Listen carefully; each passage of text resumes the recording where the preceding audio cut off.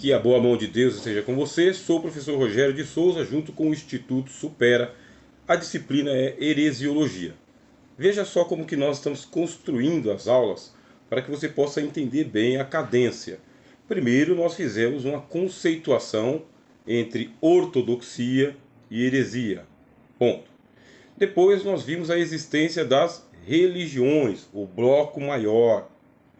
Dentro das religiões, nós vimos que existem as seitas. E dentro das seitas, a gente tem que particularizar a nossa religião. Portanto, a nossa religião é o cristianismo. E qual que é a seita dentro do cristianismo em que nós servimos a Deus? Aí está. As seitas, elas são assim. Você tem as seitas, primeiramente, as seitas católicas. Segundo, as seitas ortodoxas. Depois você tem as seitas protestantes. E dentro das seitas protestantes, você tem o pentecostalismo. Então são 4 ramificações do cristianismo. 4 grandes ramos do cristianismo. Primeiro ramo do cristianismo é o ramo católico. Aí você vai entender. O catolicismo, você tem o catolicismo grego e você tem o catolicismo romano. O catolicismo grego, ele é o mais antigo. Dentro do catolicismo grego, você tem a Igreja Ortodoxa grega. Ela é assim chamada por quê? Porque ela se remonta mesmo ao primeiro século. Se procurarem saber com você aí qual que é a igreja mais antiga do mundo, não tenha dúvida de afirmar que a igreja mais antiga do mundo, ela é a Igreja Ortodoxa. E dentro da Igreja Ortodoxa você tem as igrejas mais antigas ainda, que estão ali na parte da Síria e da Armênia. A Igreja Armênia, ou a Igreja Síria, ela é a igreja mais antiga dentro das igrejas ortodoxas. E depois você tem o catolicismo romano. Você tem o catolicismo grego e o catolicismo romano. Cada uma dessas versões do cristianismo tem o seu bojo doutrinário ortodoxo e aquilo que é considerado heresia. Tanto é que na Idade Média a Igreja de Roma excomungou o patriarca da Igreja Ortodoxa e o patriarca da Igreja Ortodoxa excomungou o Papa. Isso aconteceu em 1054. É conhecido como o Grande Cisma da Igreja. Até 1054, o catolicismo ele era composto pela Igreja de Roma e pelas igrejas ortodoxas. Mas aí, lá na Idade Média, o Papa excluiu o patriarca e o patriarca excluiu o Papa. Assim houve o cisma da Igreja. O nosso maior embate aqui no Brasil não é tanto com a Igreja Ortodoxa. Nosso maior embate aqui é justamente com o catolicismo romano. Justamente por quê? Porque dentro do catolicismo existem as heresias, e essas heresias a gente está falando que é em contraste com o protestantismo. Por quê? Porque lá no século XVI, quando Martinho Lutero fixou as 95 teses da Reforma Protestante, aí aconteceu um novo cisma na igreja. Esse novo cisma foi chamado de protestantismo, por causa da dieta de Spears, quando aconteceu um protesto nessa dieta, aí os adeptos do protesto são chamados de protestantismo. E o protestantismo foi condenado pela Igreja Católica como sendo uma heresia. Portanto, Martinho Lutero ele foi excomungado da comunhão da Igreja Católica e todos os seguidores de Lutero são considerados heréticos, estão debaixo de anátema, debaixo de maldição. O que acontece? A Reforma Protestante, como eu já disse para você aqui no vídeo anterior, ela pegou o fio de prata entre os escritos do Novo Testamento e puxou até os dias de Lutero. E de Lutero nós puxamos o fio de prata até a nossa confissão de fé. E é, no meu caso, uma confissão de fé voltada para o pentecostalismo, mas aqui o Instituto Supera em si, ele não vai interferir na sua profissão de fé. O nosso objetivo aqui é oferecer formação teológica e não doutrinação. Aí vamos lá. Você tem a igreja mais antiga do mundo, que é a igreja ortodoxa, de fala grega, e você tem a igreja católica. Dentro da igreja católica existem as heresias, e essas heresias elas foram denunciadas pelo protestantismo. Qual que é a heresia denunciada pelo protestantismo de Lutero? É justamente a justificação pelas obras. A Igreja Católica ela fazia venda de indulgências e esta venda de indulgências ela é uma heresia. O que significa indulgência? A pessoa precisa de salvação e a Igreja Católica seria a donatária da salvação. Essa é uma grande heresia, dizendo que a Igreja salva. Essa heresia de que a igreja salva, ela começou nos dias dos pais da igreja. São chamados de pais da igreja justamente aquela primeira geração de mestres teólogos depois dos apóstolos. Depois dos apóstolos surgiram os pais da igreja. Alguns desses aí são chamados pais apostólicos, porque conheceram os apóstolos, e assim são chamados de pais apostólicos, e outros são os pais pós-apostólicos. Os pais da igreja eles fortaleceram a eclesiologia. Isto é, a igreja tornou-se a donatária da salvação, ao ponto de Cipriano, um dos pais da igreja, ele lutar muito pela unidade da igreja, ele queria que houvesse uma só igreja, que as igrejas ortodoxas de fala grega e a igreja de fala latina, que é a igreja de Roma, fosse uma só igreja, e começou a se fortalecer o papado, isto é, a principal autoridade do cristianismo seria o Papa, e os outros patriarcas em volta deveriam se submeter ao papado ou ao papismo. Aí esse papismo ele foi sendo fortalecido cada vez mais junto com a eclesiologia, a igreja no centro. Vai surgir o Agostinho, que eu já falei dele aqui para vocês nesta disciplina. O Agostinho também fortaleceu o eclesiocentrismo. O que é eclesiocentrismo? É a heresia de que a igreja está no centro do reino de Deus e que ela é a donatária da salvação. Cipriano, ele dizia o quê? Que quem não tem a igreja como mãe não pode ter Deus como pai. Cipriano, com os outros pais da igreja, diziam que não existe salvação fora da igreja. A ordem de salvação está atrelada com a igreja. Para poder amarrar esse eclesiocentrismo, vai surgir pessoas como o Agostinho. E Agostinho realmente ele dizia que a igreja é o reino de Deus. Não dizia que ela está no reino de Deus, mas que ela é o reino de Deus e, portanto, ela tem os mistérios. Mistérios é uma nomenclatura utilizada pela igreja ortodoxa para se referir às ordenanças, tá bem? As ordenanças. Assim, a igreja ortodoxa chama de mistérios, o batismo e a ceia do Senhor. A igreja de Roma, a igreja católica, chama de sacramento. Aí o sacramento é o mesmo que os mistérios e é aquilo que os protestantes chamaram de ordenanças. A igreja católica ela ampliou os sacramentos para o número de 7. São 7 sacramentos. E assim, o católico que quer ser salvo precisa estar em comunhão direta com o bispo de Roma, com o Papa, e esta comunhão, juntamente com os cardeais, com os arcebispos, com os bispos e com os padres. Todos eles são considerados vigários. O que é um vigário? Vigário ele é um substituto. Substituto de quem? Substituto do Filho de Deus. É outra heresia que foi denunciada pelo protestantismo. Foi-se denunciado de que a igreja não é uma ordem de salvação, a igreja é uma ordem de serviço. Você vai aprender isso aqui em eclesiologia. A igreja está a serviço do reino de Deus, a igreja não é o reino de Deus. E igreja não salva, quem salva é Jesus Cristo.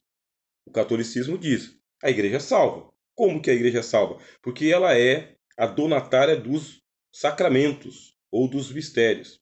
Quais sacramentos? Aí a igreja católica vai falar sobre o sacramento do batismo, o sacramento da Eucaristia, o sacramento da crisma, da ordem, do casamento, da penitência, da confissão, da extrema-unção. Estes 7 sacramentos só podem ser ministrados por um sacerdote católico. E só é sacerdote católico aquele que beija o anel do Papa de Roma. Tudo isso foi denunciado pelo protestantismo, dizendo que não. A igreja ela substituiu a palavra de Deus pela tradição dos pais da igreja. Aí surgiu a patrística. A patrística é o conjunto de ensinos dos pais da igreja, que vai do segundo até o oitavo século. Aí surgiu a patrística, e dentro da patrística a fórmula de que a salvação se alcança pela comunhão direta com o Papa. O Papa seria o sucessor direto de São Pedro, o que não é comprovado nem pelas escrituras e nem pela história. A salvação se daria também pela autoridade que os concílios têm. Os concílios têm autoridade sobre cada católico, sobre cada cristão. E as escrituras, elas vêm em terceiro lugar para dar suporte. Mas as escrituras interpretadas pelo magistério, as escrituras interpretadas pelos teólogos da Igreja de Roma. Não dá para aprofundar sobre o catolicismo aqui, porque você tem mais outras seitas cristãs. Durante o período em que o catolicismo foi se fortalecendo, a Igreja Oriental, que é a igreja de fala grega, foi se enfraquecendo. Os muçulmanos invadiram o Oriente Médio, onde as igrejas ortodoxas tinham poder, os patriarcas tinham poder. A ortodoxia grega diminuiu a sua influência e o seu poder, muitas igrejas foram fechadas, mas o catolicismo continuou punjante. O catolicismo continuou tomando conta da Europa, enquanto que o islamismo estava crescendo no Oriente e também na África. Mas o catolicismo ficava forte na Europa, até que surgiu a Reforma Protestante. Ao longo desse período de tempo, surgiram heresias, como as heresias dos montanistas, que diziam que o Espírito Santo o Espírito Santo havia descido e que o Espírito Santo estava trazendo o fim do mundo. A heresia dos montanistas. Vai surgir a heresia dos valdenses, a heresia dos petrobrucianos, a heresia dos cátaros. Todos esses que são considerados hereges pela Igreja Católica são movimentos que saíram do catolicismo, contestaram o catolicismo, mas também fizeram heresias que não eram conforme as escrituras. Aliás, quem é que tinha as escrituras? Os gregos, da Igreja Ortodoxa, e os latinos, da Igreja Romana. Esses é que tinham as escrituras. Mas não era todo mundo. O nível de analfabetismo era muito grande. Por isso que aconteceu o cisma entre a Igreja Católica e a Igreja Ortodoxa, em 1054, e depois, em 1517, o cisma entre a Igreja Católica e o protestantismo. Aí, do protestantismo, você vai ter o luteranismo, e você vai ter os reformados, e você vai ter os anglicanos. Cada um desses ramos teve que se debater com as doutrinas, isto é, revisar todas as doutrinas que a Igreja Católica havia estabelecido como dogma. E agora, cada igreja se responsabilizou, tomando os 3 lemas da reforma, as escrituras somente, a graça somente e a fé somente, e fazer uma revisão geral de todo o cristianismo. Não vai dar outra. Vão surgir aí as heresias. E o que são as heresias? São aquelas doutrinas que são preponderantes dentro de uma seita. Preponderantes. Você vai ter a heresia calvinista, você vai ter a heresia luterana e vai ter as heresias anglicanas, os 3 principais ramos do protestantismo. A principal das heresias do calvinismo, tá bem? Ou também do zwinglianismo, a principal das heresias é pautar a salvação na predestinação. Somente os predestinados é que serão salvos.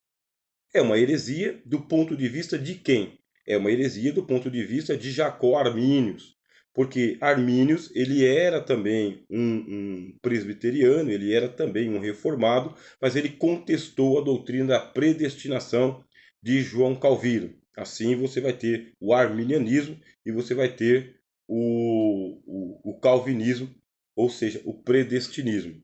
Aí você vai perguntar, e os demais reformadores? Dentro do luteranismo, ainda existem as suas próprias heresias, como, por exemplo, a consubstanciação. Consubstanciação é a doutrina de Lutero de que, no ato da ceia, o pão se torna corpo e o vinho se torna sangue. Consubstanciação. Isso para modificar a heresia católica da transubstanciação. Os católicos ensinam que no momento da missa, da bênção do sacerdote, acontece a transubstanciação em que o pão e o vinho se tornam carne e sangue do Senhor Jesus e assim permanecem para sempre. Isso é transubstanciação. Lutero diz que não. Lutero dizia na consubstanciação que na hora da comunhão o pão se tornava corpo e o vinho se tornava sangue, e terminada a comunhão, os emblemas voltam a ser pão e vinho. Você vê que cada movimento dentro do cristianismo tem as suas próprias heresias. Sempre lembrando o conceito de heresia. É aquela particularidade de uma doutrina. Qual que é a doutrina? É a ordenança da ceia do Senhor. Pão e vinho. Essa é a doutrina. Todas as vezes que comerdes este pão e beberdes este cálice, anunciais a morte do Senhor até que venha. Qual que é a heresia? É a interpretação da ordenança. É a interpretação do texto. Outras heresias dentro da igreja presbiteriana. É uma heresia do ponto de vista de quem? É uma heresia do ponto de vista dos anabatistas. Quem são os anabatistas? Anabatistas são aqueles que praticam rebatismo, que só aceitam o batismo da sua denominação e que rejeitam o batismo da Igreja Católica e da Igreja Reformada, da Igreja Presbiteriana, ou seja, rejeitam o batismo de crianças e de seitas, de hereges. Os anabatistas, eles rebatizavam os adultos. Então, do ponto de vista dos anabatistas, a Igreja Presbiteriana ela tem uma heresia grave, porque ela pratica o batismo de crianças. Assim como na Igreja Luterana acontece o batismo de crianças. Assim como também na Igreja Anglicana acontece o batismo de crianças. Os anabatistas dizem não, isso é uma heresia. Criança não tem consciência do pecado e o batismo ele é justamente como sinal de arrependimento. Portanto, o batismo de crianças é uma heresia praticada dentro da Igreja Ortodoxa grega, praticada dentro da Igreja Católica Romana, praticada dentro da Igreja Presbiteriana, dentro da Igreja Luterana e outras igrejas da tradição reformada. Aí vão surgir os anabatistas e também vão surgir os pietistas. Quem são os pietistas? São aqueles que estão dentro do luteranismo e que dizem que tem heresias dentro do luteranismo. Qual que é a heresia que os pietistas denunciam? É a ortodoxia fria. Os pietistas dizem que a igreja luterana ela é ortodoxa só na doutrina, mas ela não produz crentes piedosos. Os crentes luteranos são mundanos e precisa passar por um novo nascimento, lendo a Bíblia e tendo experiências diretas com Jesus e praticando as obras de piedade. Tem que se converter, não basta ter nascido luterano, tem que se converter. Assim, do ponto de vista da igreja luterana, o pietismo é uma heresia. E do ponto de vista dos pietistas, esse luteranismo ortodoxo e frio, ele é uma heresia também.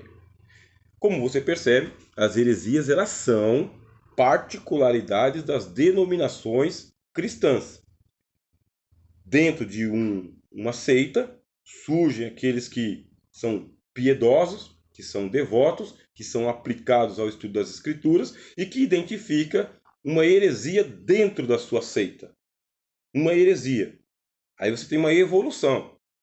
A gente vai para a evolução aqui, por exemplo, no final do século XVIII.